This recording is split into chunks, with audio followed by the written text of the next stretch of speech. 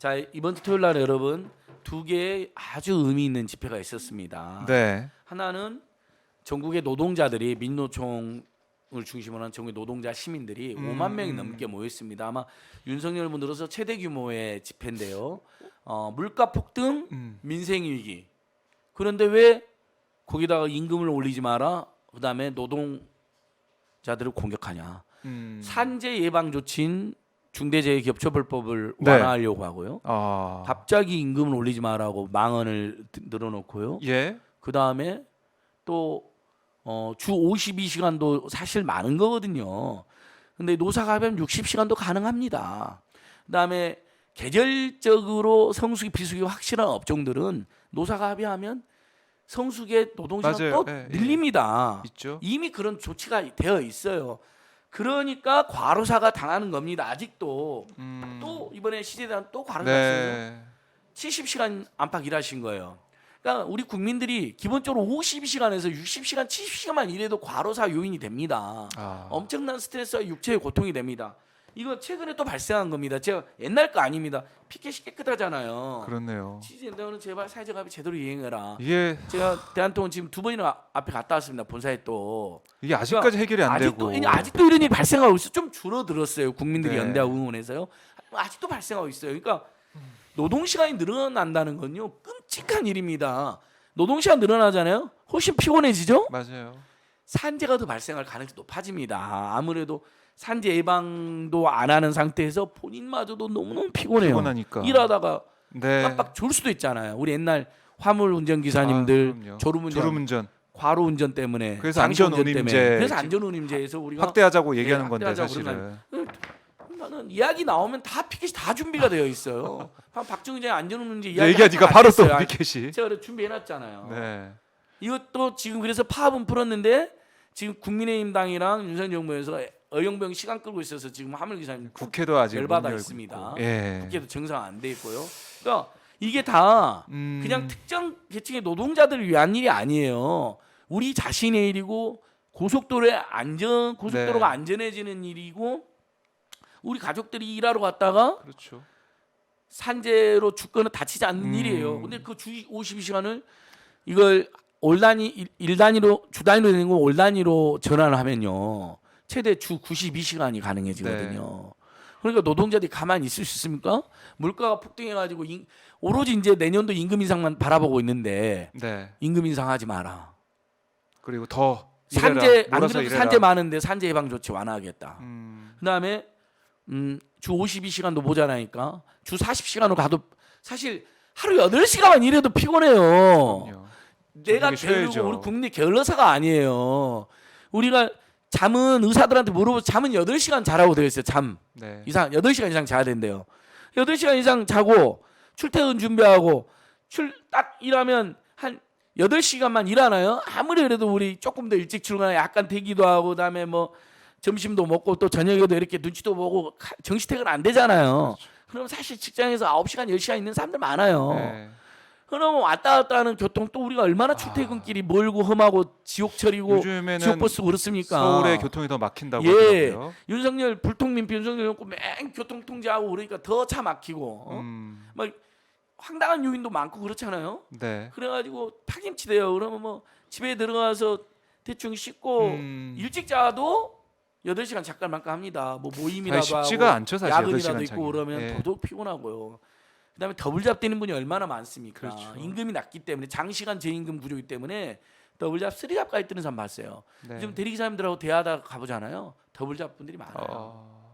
대리만 해서 먹고 살 수가 없고 낮에 하는 일로 먹고 살 수 없어 대리 맞소. 뛰고 있다. 예. 대리만 해서 먹고 살 수 없어 다른 알바도 하고 있다. 음. 가슴 아픈 사연이 넘쳐납니다. 그러면 여러분 생각 있는 정부라면 자 지금 물가가 폭등하고 인플레의 위기가 세계적으로 심화되고 있으니 네.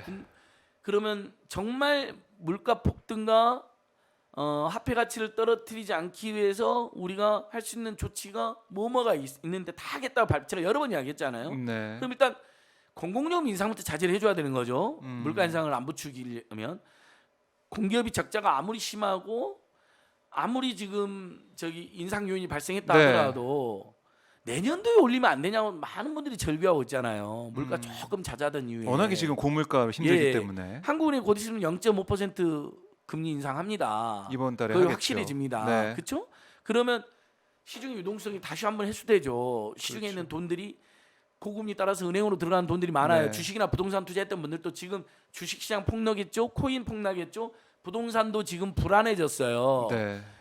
저금리에서 유동성 때 부동산 가격이 뛰는 거잖아요.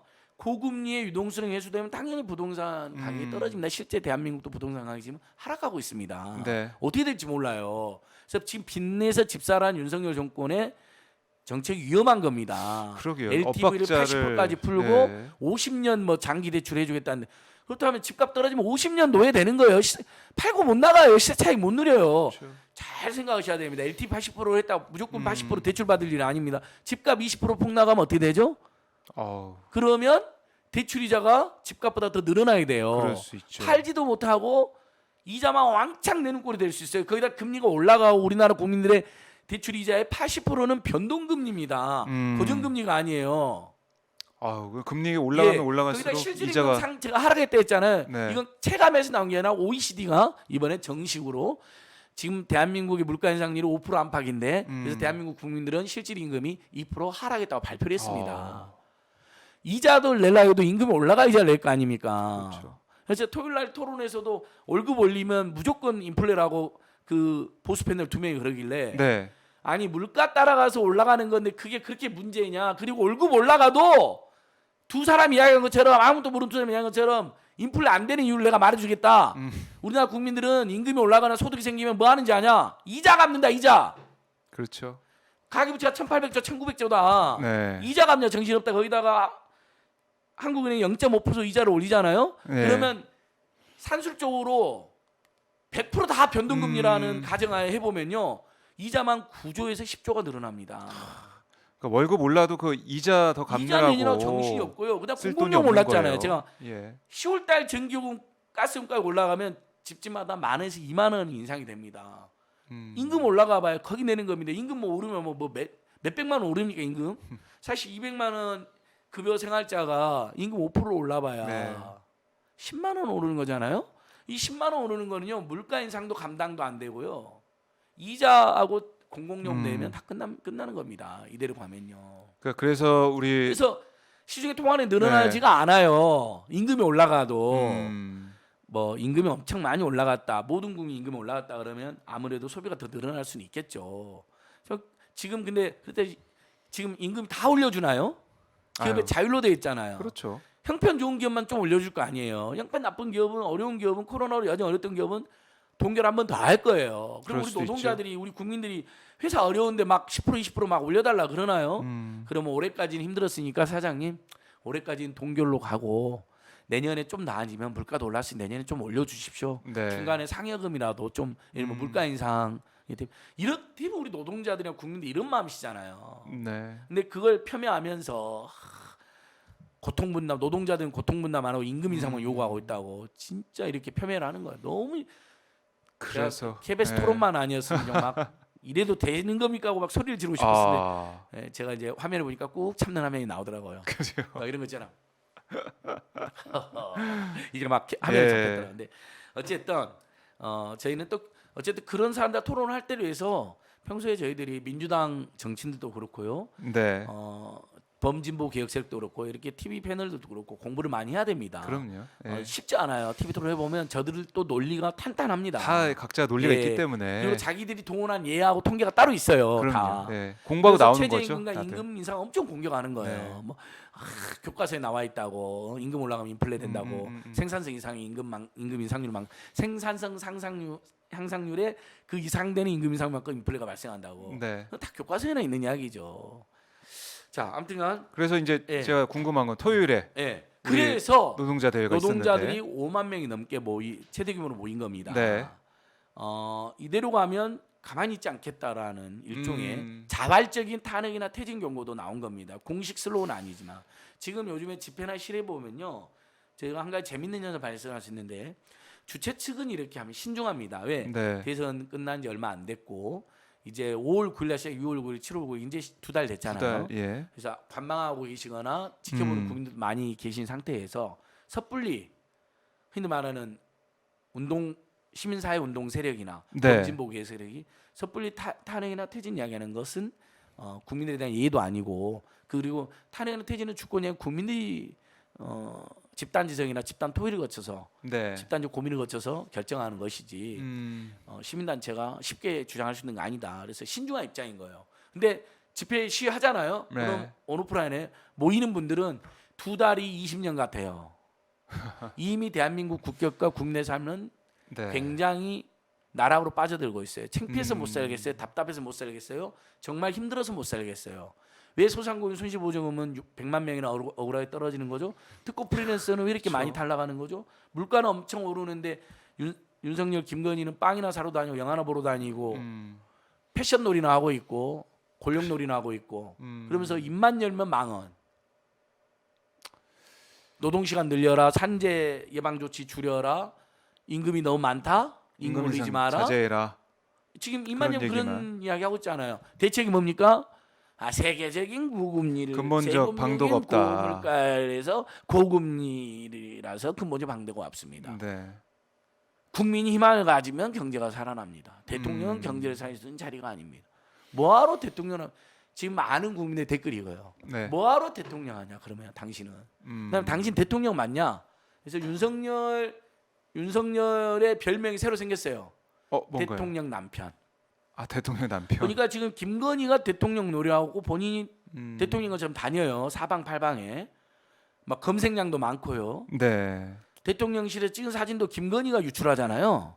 지금 이제 이번엔 집무실에서 나왔죠. 초반에 그랬었죠. 그러니까 더 권력이 세니까 마음대로 유출하는 거 아니에요. 원래 권력 센 사람도 함부로 하는 거 아닙니까? 어디나 가보면 딱 우리가 어디 작은 모임에 가서도요. 네. 제일 목소리 높은 사람, 제일 방귀 낀 사람, 제일 네. 함부로 하는 사람 딱 보면 그 사람 서열 1위인 경우가 많아요.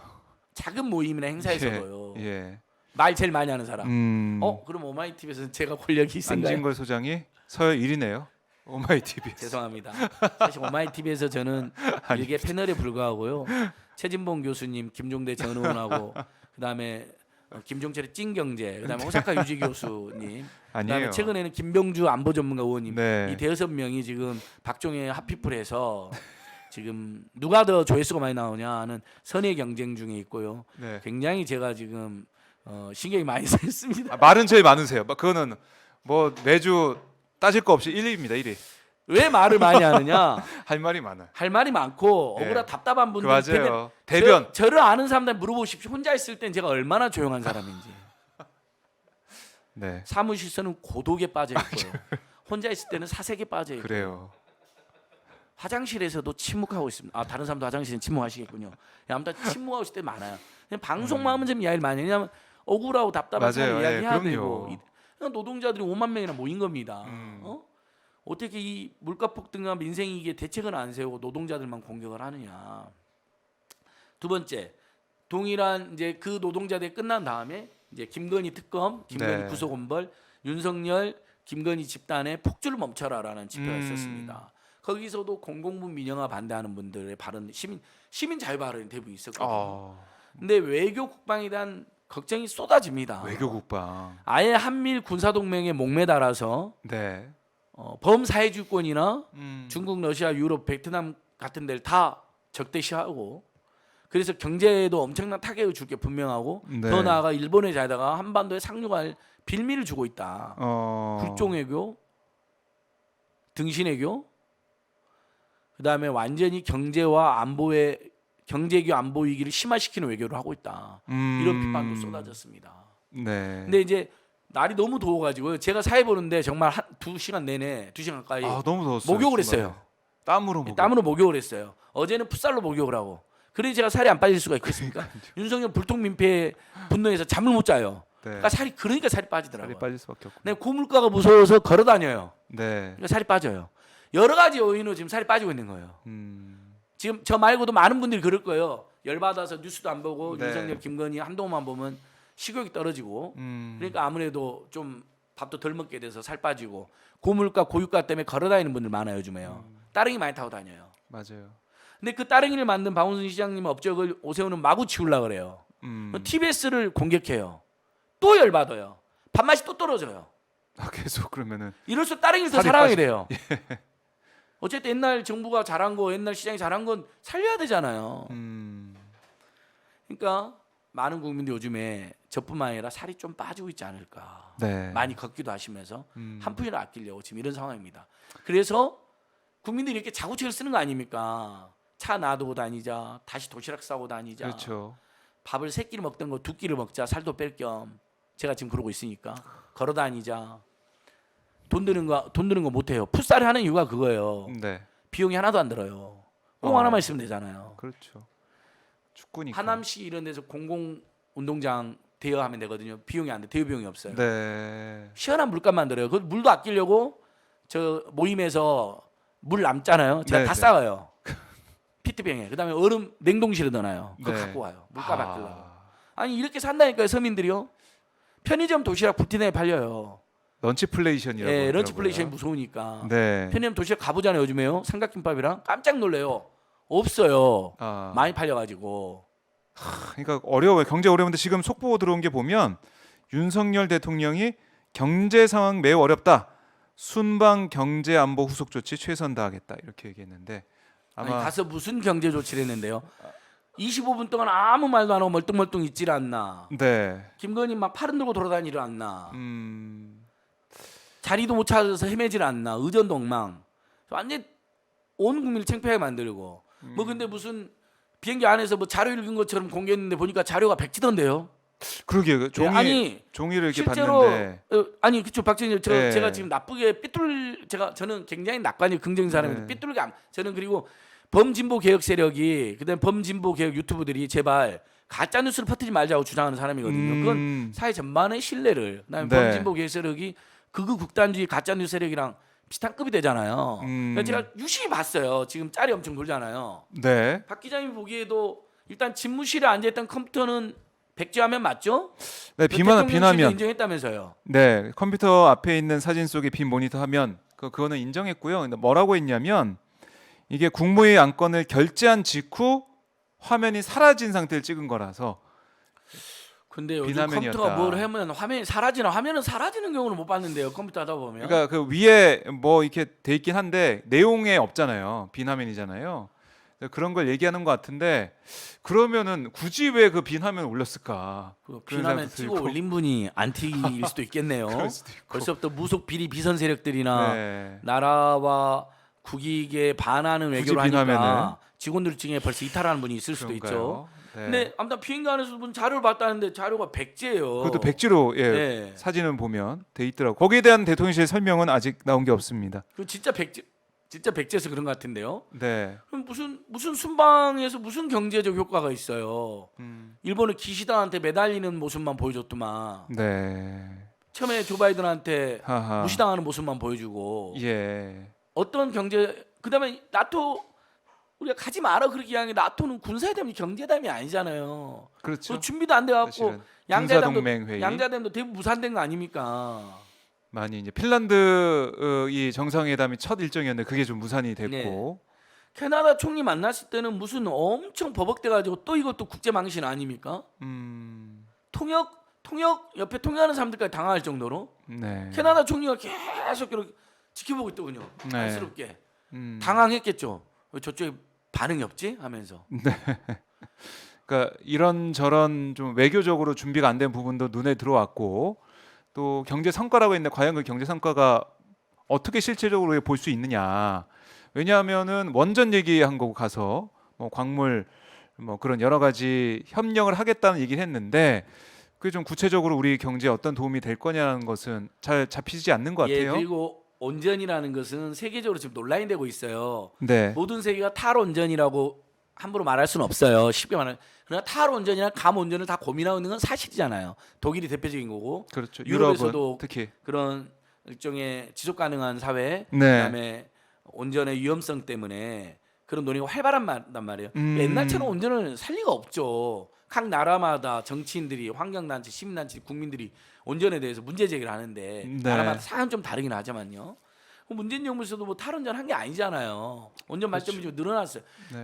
중장기적으로 온전을 줄여나가자고 이야기한 건데 그거 가지고 전기 그것 때문에 전기 올랐다 거짓말하고 가짜 뉴스 퍼뜨리고 그리고 마치 온전만이 살 길인 것처럼 이야기하면서 온전 안전 신경 쓰지 마라고 이야기한 거 아닙니까 윤석열이. 네. 저는 그래서 그런 경우는 대통령한테 직책을 안 붙입니다. 시간을 줄이기 위해서 윤석열을 네. 하는 경우도 있지만 온전 안전 신경 쓰지 말라는 사람은 대통령이라고 부르면 안 되죠. 그건 대통령이 아니죠. 그럼 국민을 지금 그리고 사고가 나도 괜찮다는 이야기인데 온전 안전 신경 쓰지 마는 뭡니까 정반대로 말하면 네. 돌려 말하면 사고 나도 괜찮아요 마구 만들어서 마구 팔아라는 거 아닙니까 국내외. 저는 그 말 때문에 앞으로 온전 세일즈 더 안 된다고 봅니다. 아 오히려. 아니 윤석 대통령이란 자가 네. 한국 온전 안전 신경 쓰지 마라 발언했어요. 누가 사겠습니까? 우리나라 온전은 네. 안전이 최고입니다라고 한 데를 사겠죠. 다른 나라에서 네. 탄핵 사유가 엄청 세는 겁니다. 너무너무 창피해요. 아니 어떻게 대통령이라는 사람이 초등학생도 할 수 없는 말 아니 초등학생들에게도 모욕이 되겠네요. 네. 네. 그 누구도 아무리 무식하고 아무리 사회 문제에 무관심한 사람도 할 수 없는 말을 오히려 무식하거나 무관심한 분들이 순수해서 또 그분들이 예를 들면 그래도 자기 생존 문제에는 착안하면서 다른 무엇보다도 안전해야 된다고 호소할 가능성도 높습니다. 네. 이거 그러니까 상상을 초월한 그러니까 그 누구도 상상한 적이 없는 발언이 나온 겁니다. 제가 지금 비유를 못 하잖아요. 왜냐면 이런 경우는 상정을 해본 적이 없어요. 사회 문제에서. 온전? 그 안전 너무 신경 쓰지 마세요. 이런 발언이 나오려나 네. 몰랐잖아요. 이거 무식하다는 말로도 안 돼요. 무식한 분들에게도 모욕이 돼요. 이것은요.